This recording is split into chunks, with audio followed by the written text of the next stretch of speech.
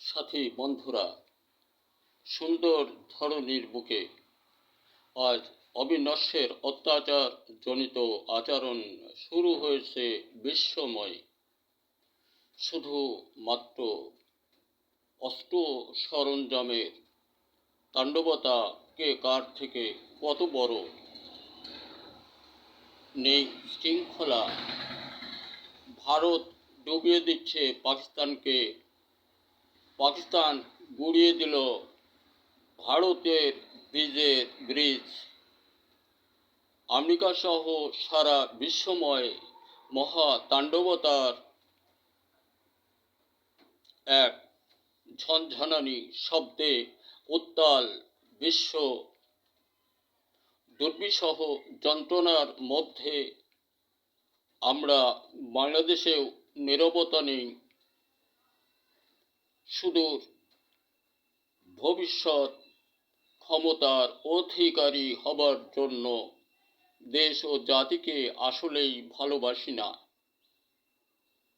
দেশ ও জাতিকে ভালোবাসতে হলে প্রমাণস্বরূপ বাস্তব সংস্কার, এবং সেটা ডক্টর ইউনূস সাহেবের হাত ধরে। অতীত দেখেছেন 53, 54, 52 বছর যেটাই বলেন, আমরা করেছিলাম ভারতবাসীদের গোলামি। এটাকে আমরা বলেছিলাম এক শ্রেণীর মানুষ স্বাধীন। অতীত স্বাধীনতা সংগ্রামে স্বাধীন হয়েছিল ভারত। এ বিষয়ে আমি একটি ভিডিও করে ছাড়ব। আজ এখনও এই দেশের মানুষ যারা ভারতের সহযোগ নিয়ে এই দেশটাকে আবার ঘায়েল করতে চাচ্ছি, আপনি ভুলে যাবেন না, আপনিও বোধ করি পাকিস্তানের বাসিন্দা ছিলেন অতীতে। আজ ভারতকে দিয়ে সেই দেশের মানুষগুলোকে এইভাবে হতাহত অত্যাচারজনিত আচরণ করে নিজেদের সুখ আবার তাদের মুখে তুলে দিতে উদ্যত হলে আপনার আমার অনেক জায়গায় ভুল ছিল, তাই সংস্কারেরই প্রয়োজন। বন্ধুরা আমার, সাথীরা আমরা সকলেই একাগ্র চিত্তে সুন্দর চরিত্রের অধিকারী হয়ে ডক্টর ইউনূস সাহেবকে তার সদল বলকে সমর্থন দিয়ে তাদের হাত ধরে দেশ সম্মুখে অগ্রগতি বাড়াবার চেষ্টা করি। এটাই আমাদের সুন্দর ভবিষ্যৎ। আর ডক্টর ইউনূস সাহেব পারবেন অনেক দেশের শান্তি কামনায়, দুর্দিন নিরসনের জন্য তিনি অগ্রগতি বাড়াবেন। এটাই তো আমাদের বড় একটা সম্মান।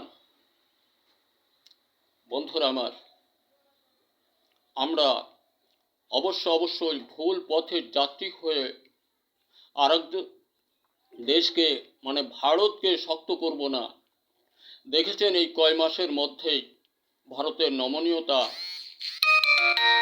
এবং অতীত দিনের কথা ভারতের আবার স্মরণে আসবে। কিন্তু সেই অতীত, যে অতীতে তারা চরম ও দুর্দিনের মধ্যে থাকত, পাকিস্তানের নাম শুনলে নীরবতা পালন করত, এরকম আর একটা দিন হবে এই বাংলাদেশের নামেই তারা নীরবতা পালন করতে বাধ্য হবে।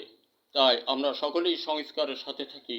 দেশময় ছেলেমেয়েরা, তোমরা শত সাবধানতা অবলম্বনে চলো। বাজে কোনো রাজনীতির সঙ্গে নিজেদেরকে নিয়োগ দিও না। দেশ কৃষক বন্ধু, আমরা ফসল উৎপাদন হতে দূরে যাব না, কারণ আমরা মূর্খ মানুষ। ওদের মুখের অন্ন আনয়ন করতেই হবে। ধন্যবাদ।